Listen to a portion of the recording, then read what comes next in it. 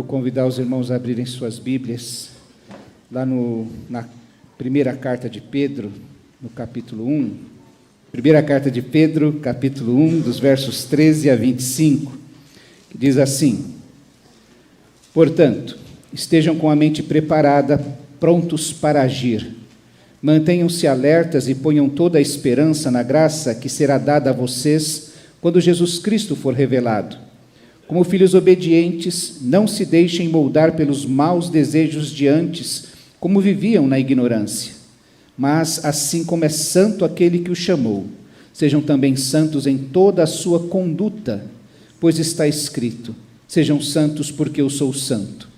Uma vez que vocês chamam Pai àquele que julga imparcialmente a obra de cada um, vivam com temor durante a jornada terrena de vocês, pois sabem que não foi por meio de coisas perecíveis como prata ou ouro que vocês foram redimidos de sua maneira vazia de viver, transmitida por seus antepassados, mas pelo precioso sangue de Cristo, como de um cordeiro sem mancha e sem defeito, conhecido antes da criação do mundo, revelado nestes últimos tempos em favor de vocês.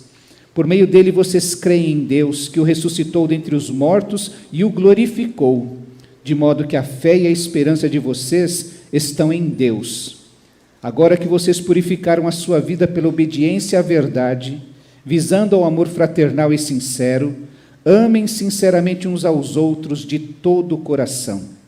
Vocês foram regenerados não de uma semente perecível, mas imperecível, por meio da palavra de Deus, viva e permanente. Pois todas as pessoas são como a relva, e toda a sua glória como a flor da relva. A relva murcha e cai a sua flor, mas a palavra do Senhor permanece para sempre. Esta é a palavra que foi anunciada a vocês.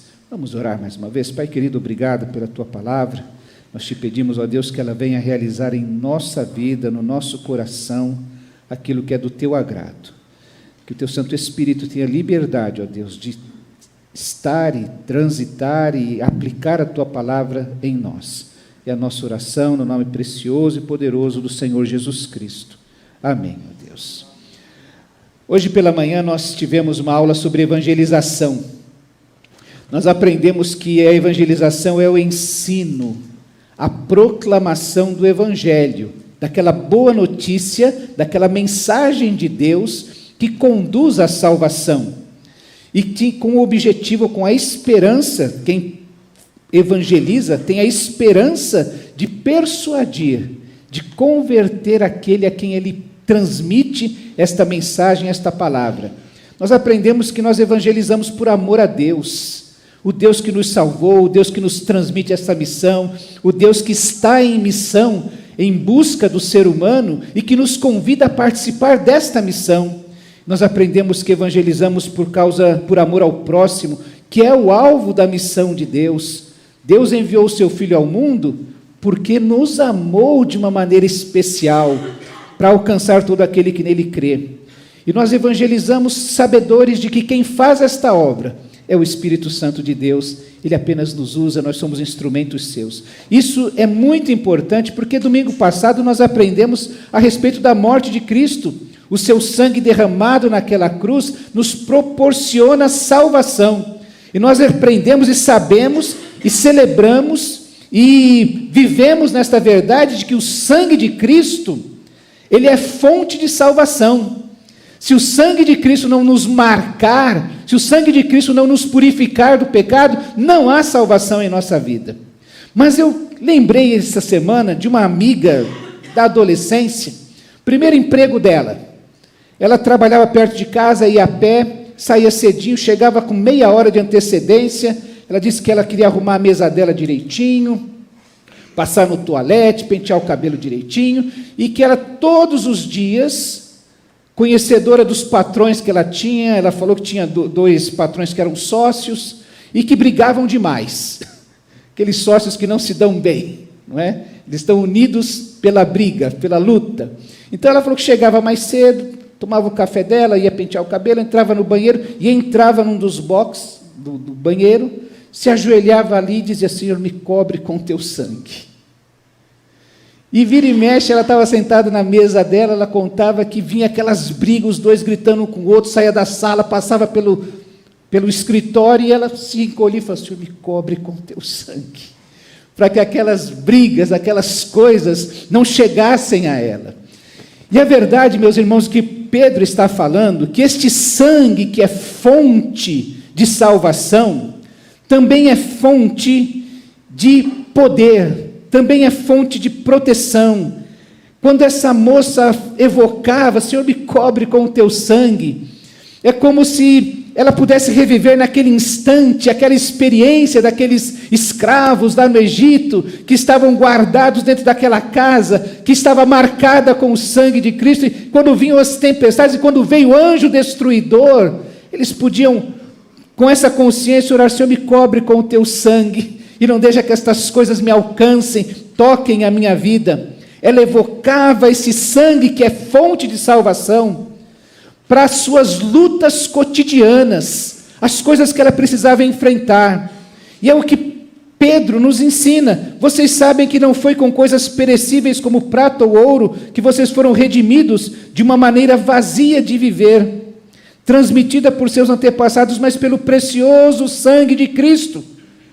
Vocês viviam de uma maneira vazia, inútil, mas agora o sangue de Cristo Jesus os tirou desta vida, desta maneira inútil de viver, para ter uma vida que vale a pena ser vivida. E a pergunta que nós fazemos é: essa jovem que podia se valer do sangue de Cristo para hoje, ela já tinha aceitado a Jesus há muito tempo. O sangue de Cristo tinha sido fonte de salvação em algum momento da sua vida, mas naquele instante, naquela segunda-feira, às 8 horas da manhã, quando começava o expediente, o sangue de Cristo é fonte de poder para viver. E isso a gente precisa ter na nossa mente: poder para uma nova vida, poder para viver. O sangue de Cristo, que foi fonte de salvação, é fonte de poder para viver hoje. E Pedro então nos fala, ou faz um contraste entre a vida sem essa salvação, sem a fonte da salvação, sem o poder, e a vida que tem o sangue de Cristo como poder, esse sangue que proporciona poder sobre a sua vida. Pensa comigo nessas duas características: uma vida inútil, que Pedro fala, vocês tinham uma maneira vazia de viver, uma maneira inútil, que não servia de nada para alcançar a salvação, mas agora vocês têm uma maneira útil, poderosa para viver. Pedro estava escrevendo de Roma, que ele vai falar aqui na carta que é a Babilônia. Era um eufemismo, uma maneira de falar daquela cidade tão licenciosa, tão permissiva, tão difícil. Ele está escrevendo para ouvintes que eram ex-pagãos, que se converteram para o cristianismo.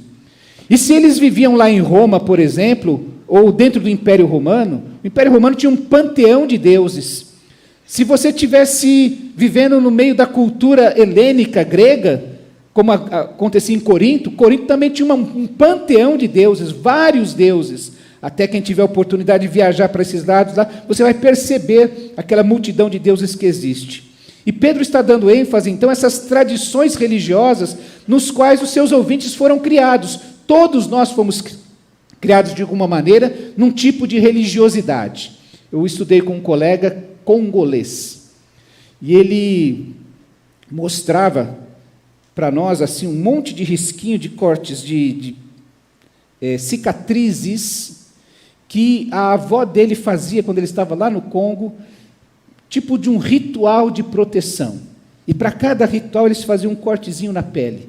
Então ele tinha assim, parecia código de barras na pele, de tanto cortezinho um do lado do outro. Era a cultura que ele foi criado lá no seu país. Um outro colega de classe também, ele mostrava os rituais nos quais ele passava para se tornar um líder na sua religiosidade. E as roupas, os rituais todos que eles faziam lá. Todos foram criados. E os ouvintes de Pedro também foram criados assim, conhecendo vários deuses, mas Pedro está argumentando que essa maneira que você recebeu, que você herdou de seus pais, isso é inútil diante de Deus. Não tem poder algum para salvar. Nunca tiveram valor diante de Deus e agora muito menos diante do advento de Cristo Jesus. É o que Pedro está falando. O panteão dos deuses romanos, as tradições religiosas, inclusive dos judeus, são inúteis para justificar um pecador diante de Deus. A vida inútil não tem poder algum. Mas Pedro está dizendo que o sangue precioso de Cristo, ele infunde poder na vida daquele que crê em Deus. E o que é uma vida inútil para Pedro, segundo esse texto que nós estamos lendo? Lá a partir do verso 13, ele mostra algumas coisas, que essa vida inútil, ela é vivida sem esperança que há na graça de Jesus Cristo. Nós aprendemos que às vezes as pessoas se arrependem, elas reconhecem que são pecadoras, mas elas podem se voltar e resolver se ajoelhar no milho, ou então pagar promessa, ou então tentar ter uma vida pura para conquistar a salvação. Elas não conseguem colocar, elas não entendem ainda a esperança que há em Cristo Jesus, elas não conseguem ainda colocar a sua fé em Cristo Jesus. Por isso Pedro diz assim, olha, estejam com a mente preparada, prontos para agir, e mantenham-se alertas e ponham toda a esperança na graça que será dada a vocês quando Cristo Jesus voltar. Uma vida inútil não tem esperança quando Jesus voltar. Essa mente despreparada para agir diante... Por que as pessoas, quando perdem um ente querido, ele morre, elas se desesperam? Porque não há esperança e a sua mente não está preparada para enfrentar o último inimigo, o pior inimigo que nós temos. Pedro está falando exatamente disso, falando para esses leitores que deixaram aquela religiosidade antiga, que agora estão seguindo a Cristo, que eles precisam ter a mente preparada, inclusive diante das provações, porque elas virão. E se eles não tiverem a esperança em Cristo Jesus, as provações vão derrubá-los, vão amortecer a sua fé. Uma mente desatenta, que não está pronta para o fato de que, a qualquer momento, Cristo pode voltar. Você já pensou nisso? Conta-se aquela história de que o pastor fez uma pegadinha na igreja, né? E que ele estava falando sobre a volta de Cristo, tal, e daqui a pouco ele pediu para alguém, discretamente, sigilosamente, tocar uma trombeta. E foi um alvoroço da igreja, porque falando da volta de Cristo, Cristo vai voltar, toca a trombeta, foi gente correndo para todo lado. Ficou um irmão sentado lá no fundo, contam, né? E aí, ele falou, que bom, irmão homem de fé, está convicto. Ele falou, correram aqui e levaram minha muleta, não deixaram eu sair correndo. Mas tem gente que vive a vida sem pensar que no próximo minuto Cristo pode voltar. Essa escuridão que cerca nosso mundo nesse momento pode ser iluminado com a volta de Cristo. Um clarão tomar conta dessa existência. Mentes desatentas, mentes que todos nós temos que ter projetos, sonhos no nosso coração, mas não podemos perder de vista que Cristo pode voltar a qualquer momento, e eu preciso estar pronto para entregar aos seus pés os 2, os 3, os 4, os 5, 10 talentos que eu tenha recebido. Todos nós vamos prestar contas a Deus. Mente sem esperança na graça que há de ser revelada em Cristo Jesus. Gente que vive uma vida inútil porque não tem esperança em Cristo Jesus. Pedro fala que essa é uma vida inútil. Ele também diz que é uma vida inútil aquela que é dirigida pelos maus desejos da natureza, dessa natureza humana caída. Ele diz que, como filhos desobedientes, não se deixem moldar pelos maus desejos que antes, quando viviam na ignorância. Vocês eram filhos desobedientes e eram moldados pelos maus desejos, viviam na ignorância da vontade de Deus. Isso é uma vida inútil. Nós temos uma geração que é voltada ou dirigida pelo desejo. E isso, inclusive, envolve a igreja. A teologia da prosperidade é uma teologia que graça no nosso meio, por quê? Porque ela diz assim, você vai ser feliz, peça a Deus tudo que você deseja, que Deus é poderoso para dar, e você é filho de Deus. Então você está no seu direito, pedir isso para Deus, e Deus vai lhe conceder. É interessante que Kant, um filósofo alemão, já dizia, nos ensinava que você só é livre quando faz o que não quer. Nossa, todos nós ouviríamos hoje que você vai ser feliz quando você puder fazer tudo o que você quer. Eu contei a semana passada do homem que foi no psicanalista e falou, a psicanalista diagnosticou, você quer toda a liberdade sem nenhuma responsabilidade? Sabe quem tem isso? Ele falou, o presidente. Ele falou, não, o bebê. Você está lutando para ser um bebê, para continuar na sua imaturidade. E Kant, hoje todos nós falamos assim, você só pode ser feliz quando tudo for do seu jeito. Quando tudo estiver te acontecendo com os seus propósitos, com as coisas que te trazem prazer.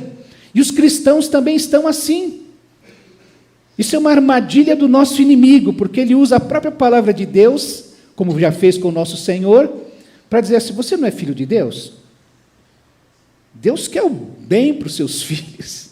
Então peça a Deus, exija isso de Deus. Mas Pedro está dizendo que quando nós somos dirigidos pelos maus desejos, e aquele filósofo que não tinha nada a ver com Cristo, já compreendia que quando eu sou dirigido pelos meus desejos, ele está dizendo exatamente isso, eu sou escravo dos meus desejos, que eu só consigo ser livre quando eu sou capaz de dominá-los, de compreendê-los, de examiná-los, de trazer juízo sobre eles, e então saber se eu devo ou não ceder aos meus desejos.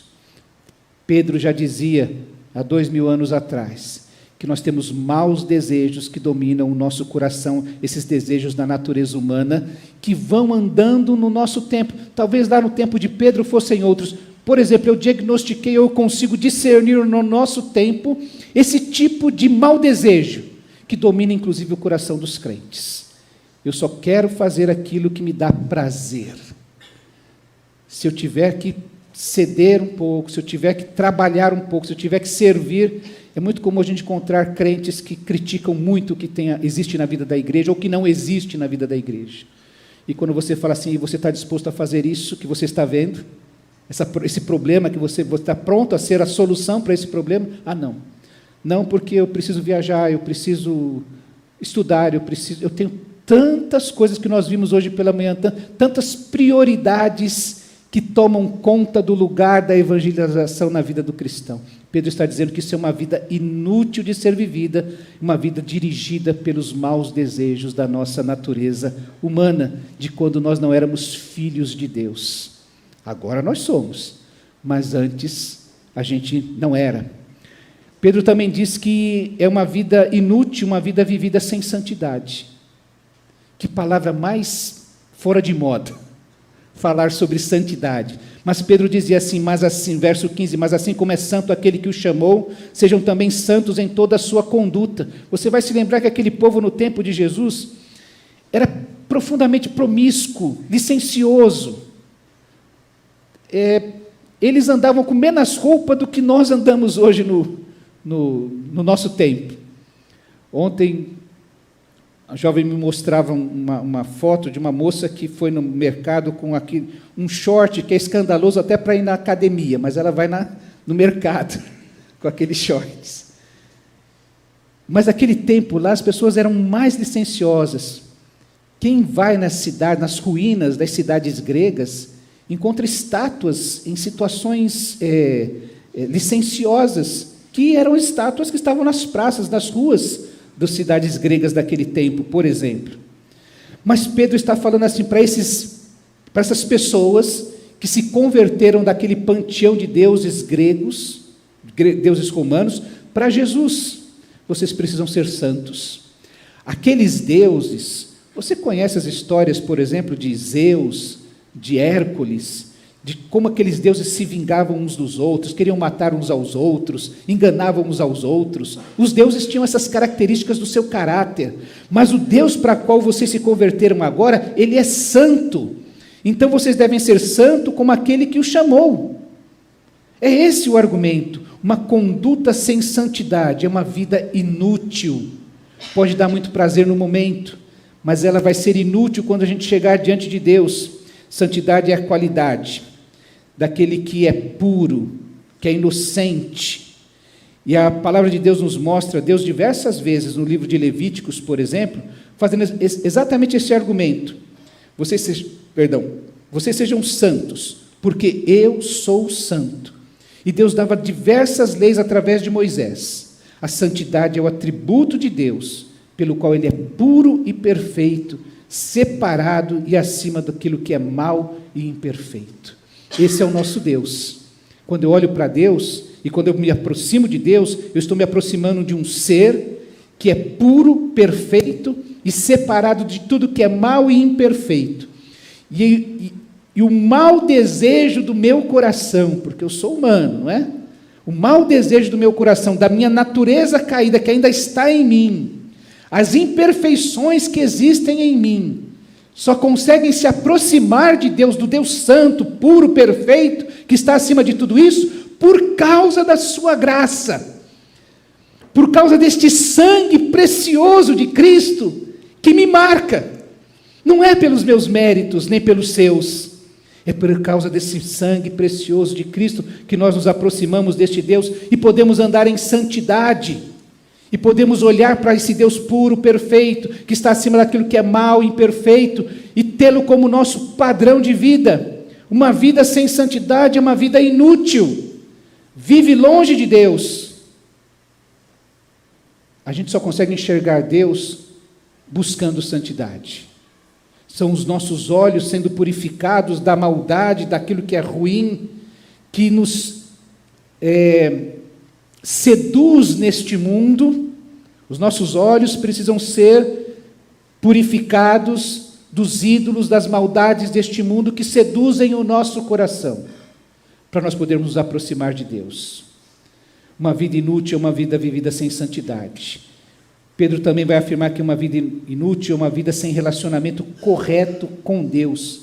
Por isso que ele diz no verso 17, uma vez que vocês chamam Pai, aquele que julga imparcialmente a obra de cada um, vivam com temor e tremor, com temor durante a jornada terrena de vocês. Nós acabamos de cantar aqui que Barnabé era um homem cheio de temor e fé. E Pedro está nos orientando, nos exortando a andar em temor. Agora vocês chamam Deus de Pai. Antes vocês viviam sem a consciência desta relação com Ele. Achavam que eram donos de Deus, porque Ele tem que fazer, porque eu acho que sou filho dEle. Mas agora vocês sabem que vocês têm a consciência de que se tornaram filhos de Deus, porque creram em Cristo Jesus. Agora vocês têm consciência de que são filhos e de que terão que prestar contas a Deus. Ele é o Deus que julga imparcialmente. Quando a gente está vivendo de uma maneira inútil, a gente acha chato isso da parte de Deus, acha até que Deus é injusto, porque vai julgar. E achamos assim, Deus vai amar todo mundo e não vai julgar ninguém. Mas Pedro diz que Ele vai julgar todos imparcialmente. Agora nós que somos filhos, temos consciência de que vamos prestar contas a Deus e por isso vamos viver em temor, respeito a Deus. Você lembra de Esaú e Jacó? O escritor aos Hebreus vai falar sobre Esaú e Jacó, essa relação, e vai falar que Esaú, ele foi profano, porque ele tinha um privilégio muito grande, ele era o filho primogênito, ele tinha direito à herança, ele tinha direito a herdar a liderança do pai sobre todo o clã, ele tinha direito a uma herança, em termos financeiros, dobrada em relação aos outros filhos, ele tinha série de privilégios, isso era o direito de primogenitura que Esaú tinha.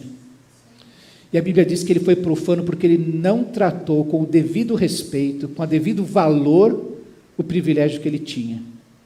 Então ele chegou com fome, cansado, com seus apetites carnais e naturais à flor da pele, e ele trocou o grande privilégio que ele tinha por um prato de lentilhas. Quantas vezes você e eu estamos à beira de fazer uma troca inútil como essa? O que Esaú ganhou com isso? uma barriga cheia, uma siesta, mas depois a Bíblia diz que ele chorou amargamente, ele quis se arrepender e não encontrou lugar de arrependimento. Pedro está dizendo que nós devemos servir a Deus com temor, porque uma vida que vive sem o relacionamento correto com Deus é uma vida inútil. E, como diz o livro de Provérbios, o temor do Senhor é o princípio de sabedoria. Os insensatos desprezam essa sabedoria e a instrução que vem de Deus. Mas se você quer ter uma vida sábia, não quer ter uma vida inútil, você precisa temer a Deus. Aí Pedro começa a falar então da vida que é útil. Eu quero convidar você a pensar também sobre isso, porque ele continua falando, a partir do verso 18, sobre este sangue, como de um cordeiro precioso, sem mancha e sem defeitos, que é o sangue que nos liberta.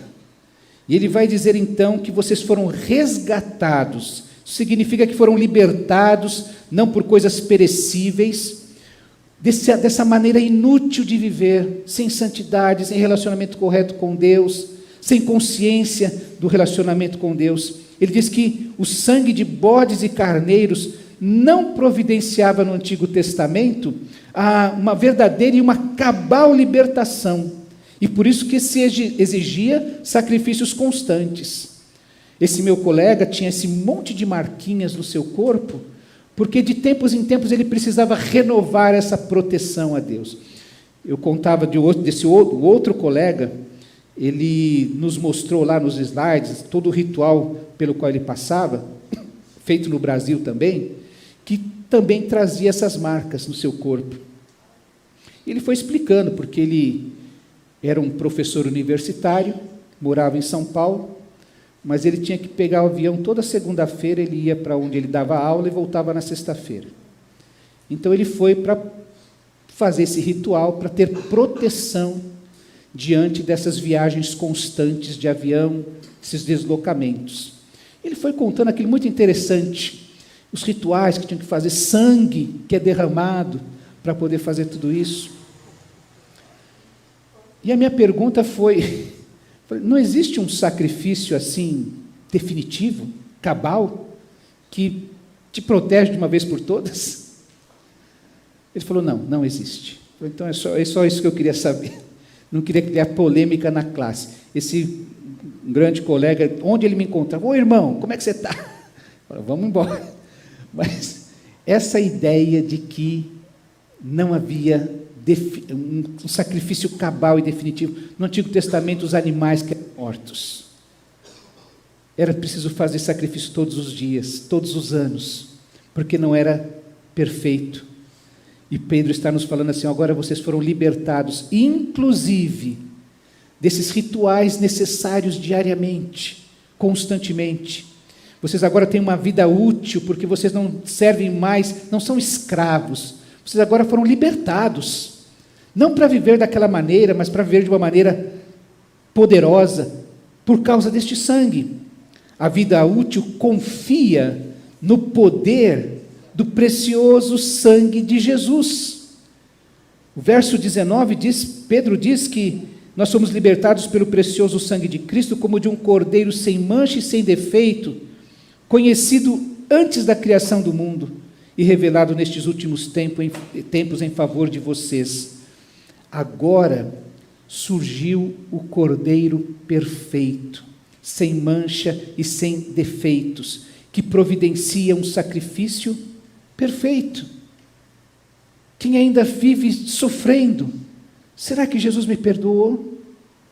Eu conheci muitas pessoas que tinham essa dúvida e perguntavam assim, mas será que Deus perdoou os meus pecados? Essas pessoas tinham tanta vergonha dos seus pecados, do que cometeram antes de encontrar Jesus, que tinham dificuldades de se sentir perdoadas. E nós aprendemos, uma coisa é o que Jesus fez, outra coisa é que nós sentimos por vezes a respeito disso. Este cordeiro, esse sangue de Cristo, de um cordeiro sem mancha e sem defeitos, ele providenciou um sacrifício perfeito, ele executa o plano perfeito de Deus. Ele é o cordeiro que encarnou, morreu e ressuscitou. É isso que nós evangelizamos para as pessoas. Esta é a vida útil. A vida útil é aquela que tem essa fé em Cristo Jesus e que confia no poder que Jesus tem, ou que o sangue de Jesus tem.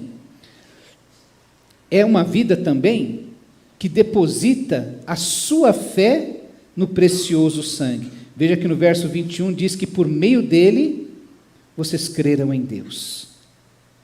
O Deus que ressuscitou Jesus do mundo dos mortos e o glorificou, e a sua fé e esperança estão em Deus. Quer ter uma vida útil? Você deposita a sua fé no precioso sangue de Jesus. Você clama por isso, e você vive agora baseado no que esse Cordeiro sem mancha e sem defeitos fez por você. Se você tentar fazer de outra maneira, se esforçar, tentar conquistar da parte de Deus, ou confiar na vida inútil que você tinha, você não vai ter uma vida útil, porque o que você vai apresentar diante de Deus não vai valer de nada. O que vai valer diante de Deus é quando nós chegarmos diante dele e pudermos clamar por Jesus, e falarmos assim: eu estou marcado pelo sangue de Cristo. É o que vai valer. A vida útil, ela busca santificação no precioso sangue de Cristo, porque o sangue de Cristo foi derramado para trazer santificação, nos purificou de todo pecado. A gente vinha ouvindo umas músicas no carro e falava: logo eu, que sou tão devedor, mas o amor de Deus foi derramado sobre a minha vida. Nós fomos purificados, e fomos purificados para poder andar em santidade, deixar o que é mal, o que é impuro, deixar aquilo que não traz, que é imperfeito na nossa vida. O verso 22 diz que agora que vocês purificaram a sua vida pela obediência à verdade, o sangue de Cristo, visando o amor fraternal e sincero, amem sinceramente uns aos outros de todo o coração. A santidade vem pela obediência à verdade. A santidade vem quando nós aprendemos a nos amar fraternal e sinceramente de todo o coração. É o sangue de Cristo que nos capacita a isso. Lembre-se que Jesus, quando estava reunido com seus discípulos na ceia, naquela última ceia, ele lavou os pés dos discípulos e disse: olha, se eu que sou o mestre de vocês, fiz isso com vocês, vocês devem fazer isso uns aos outros. E lembrem-se, é nesse serviço que um faz ao outro, em humildade, em amor, é nisto que saberão que vocês são meus discípulos, se vocês se amarem uns aos outros. Uma vida útil, ela busca a santificação pelo sangue de Cristo Jesus. Sabe aquele momento que você está sendo tentado, e que parece que o inimigo vai ter vitória sobre você? Clame pelo sangue de Cristo Jesus. Senhor, me cobre com teu sangue. Senhor, derrama o poder que há no sangue de Cristo sobre a minha vida. Porque a vida útil é uma vida que experimenta a libertação e a capacitação que há no precioso sangue de Cristo Jesus. É por isso que Pedro diz assim: vocês foram regenerados, vocês nasceram de novo. Não foi da carne, do sangue, foi do Espírito. É uma experiência completamente diferente e extraordinária. Vocês nasceram de novo, porque o sangue de Cristo foi derramado e marcou a vida de vocês. Não é uma semente perecível, como a tradição dos seus pais.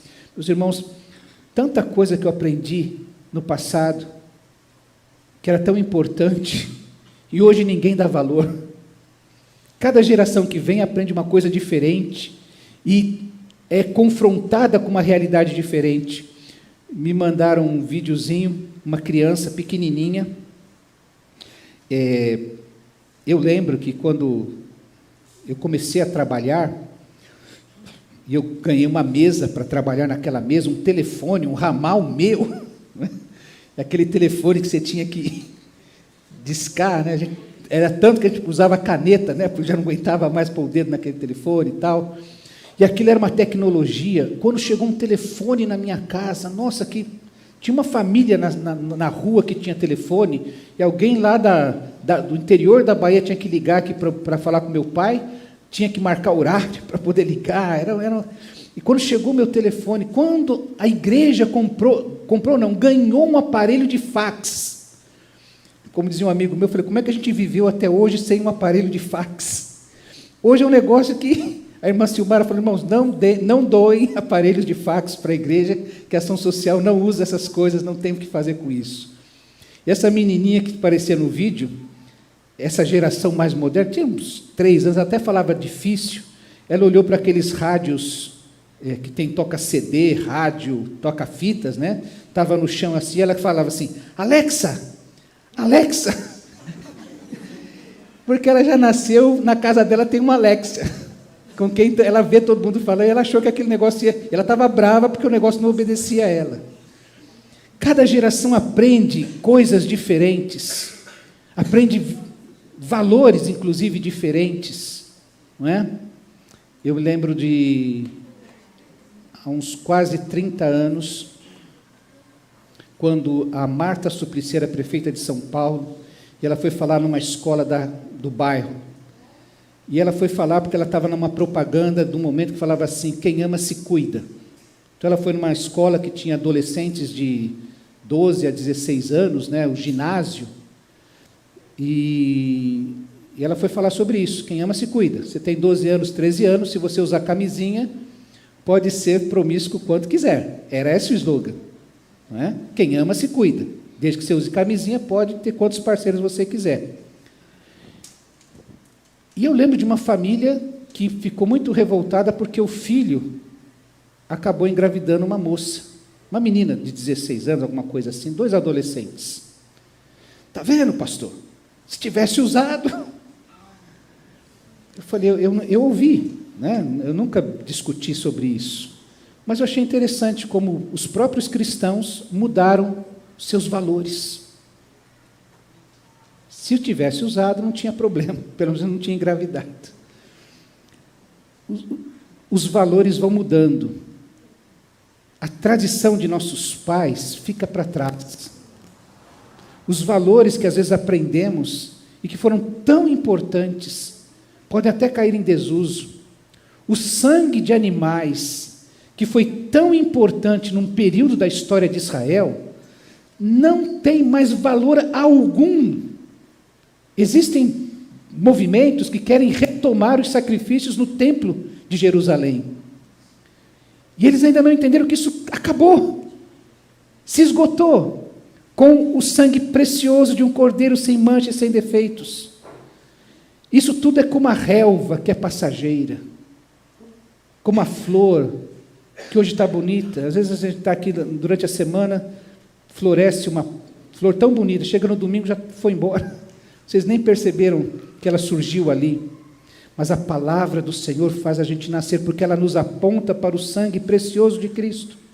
Essa palavra que é esta palavra aqui, da qual Pedro está falando, vocês precisam se alimentar desta palavra, porque esta palavra escrita, revelada, essa revelação especial de Deus, ela vai apontar para esse cordeiro sem mancha e sem defeitos, e vai me ensinar sobre este sangue poderoso, que tem poder para me salvar, e que tem poder para me ajudar a viver, tendo uma experiência de santidade, tendo esta experiência que me capacita e me liberta, e faz com que eu perceba Deus de maneira real na minha vida cotidiana, nesses problemas que o chefe está brigando do meu lado, nestas coisas que acontecem na minha vida, quando eu tenho que chegar tarde da noite na minha casa, ou quando eu tenho um filho que está tarde da noite, e eu não sei onde está, e não avisa, eu ligo no telefone e não dá retorno. Ou quando eu tenho um filho que está se afastando do Evangelho, quando eu tenho alguém que ainda já não tem fervor, não tem paixão por Jesus, eu vou clamar pelo sangue precioso de Jesus Cristo, porque o sangue de Jesus, ele me transmite poder. O sangue de Jesus me garante a salvação, mas me garante poder. É este sangue que eu vou clamar, que eu vou pedir a Deus. Eu vou ler essa palavra de Deus, como diz o apóstolo Pedro, vocês nasceram não de uma semente perecível, mas da semente que vem pela palavra de Deus, essa palavra que ele mesmo está registrando e orientando os seus discípulos. Talvez Pedro pudesse quem sabe um dia, um momento na nossa existência, a gente vai poder falar com Pedro, e ele vai falar assim, sabe, entre aquele dia que eu neguei a Jesus e saí para chorar amargamente, e o dia que Jesus veio e apareceu para falar assim, Pedro, você me ama? Ele pudesse nos contar assim, quantas vezes ele orou, falou assim, Senhor, me purifica com teu sangue, pedindo mais uma vez uma chance. Já imaginaram isso? Aquele que chorou amargamente, quantas orações ele fez a Deus, falou, Senhor, existe uma chance de eu lhe dizer que eu estou arrependido, existe uma chance de eu ser perdoado, e purifica com teu sangue. E depois dali, Pedro está escrevendo por volta, já no final da vida, 30 anos depois que tudo isso aconteceu. Pedro e Paulo morreram muito próximos um do outro, debaixo do governo de Nero. Dizem que Pedro foi crucificado de cabeça para baixo, porque ele não se achou digno de ser crucificado da mesma maneira que o seu mestre, que o seu Salvador. Talvez ele também possa nos dizer quantas vezes durante esses 30 anos ele clamou pelo sangue de Cristo sobre a sua vida. Senhor, me cobre com o teu sangue. Senhor, me infunde de poder, o poder que há no sangue de Cristo Jesus. Eu quero convidar você,